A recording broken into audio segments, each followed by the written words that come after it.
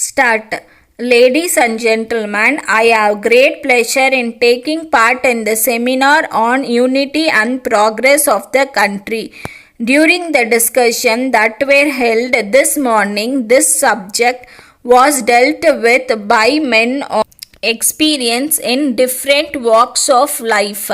I am sure their views will be taken into consideration by those who are responsible for shaping the destiny of the country. I would like to share with you some of my thoughts in this matter. In the first place, when we talk of unity, some may wonder why this is talked about over and over again at a time when we are already united. It is natural for them to think like that. I also agree with them to some extent, but as one who took part in the freedom movement and who is interested in the unity and progress of this country, I request them to look at this matter from a long range point of view, because I have a feeling that there are some sections of the society here and there which are trying to disrupt the unity of the country.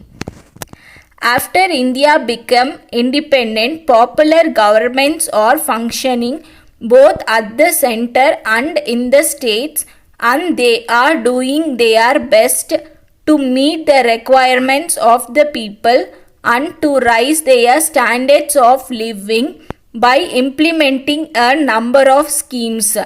In spite of this, due to the growing needs of the people, they expect more and more from the government.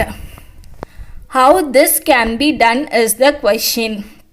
Ministers at the center and in the states are elected by the people from time to time, and there is no doubt they are working for the progress of the country and the people, but on account of number of unforeseen circumstances, we have not been able to progress to the desired extent. One of the reasons for this situation is when there are floods in some parts of the country and droughts in some other parts, we see that large sums of money are spent by the government in order to give relief to those affected by natural calamities. In addition to this, a sizable sum of money has to be spent for the defense of the nation, without which freedom cannot be preserved. It is only after meeting these inevitable items of expenditure the revenues of the government have to be spent for other essential items.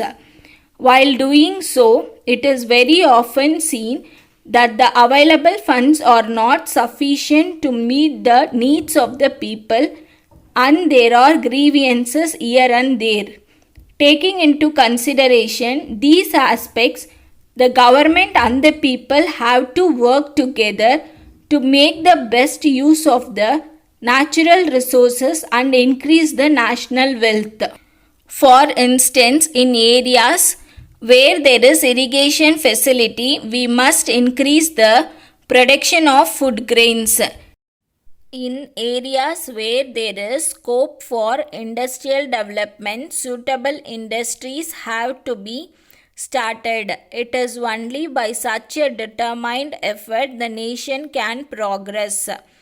Another matter is that while we have to take advantage of the latest developments taking place in the advanced countries and adopt them, we have to see that in our country, where there is plenty of manpower and vast areas of land available for exploitation, we have to plan in such a manner as to provide work for all our citizens.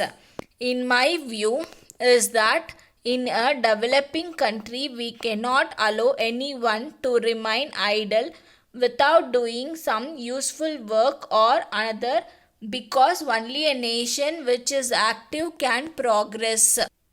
Letter dated 10th April 1983 from Thiru M. Sharadi, Advocate, Rajaji Salai, Madras, to Mrs. Selvan and Company, Broadway, Madras. Dear Sirs, under instructions from my client Thiru V. Ramasamy, residing at 4 Luschurch Road, Madras, I am writing this letter to bring to your notice the following. You are in occupation of the premises owned by my client at 20 Broadway, Madras for the last 10 years. I have to point out that the period of lease had expired last year, and my client wrote to you a number of letters requesting you to vacate and give vacant possession of the buildings, as the same is required by him for the expansion of his business. You have replied in your last letter that it would not be possible for you to vacate it immediately because it would be difficult to secure a suitable building in the same locality, and have requested for extension of time till the end of this year. As far as my client is concerned, the premises is required by him immediately, as the building where he is at present running his business is required by its owner, and therefore he has no other alternative than to get back his premises from you and shift his business to that place. I am to request you to appreciate the position of my client and vacate the premises within 3 months. Thanking you. Yours faithfully. Stop.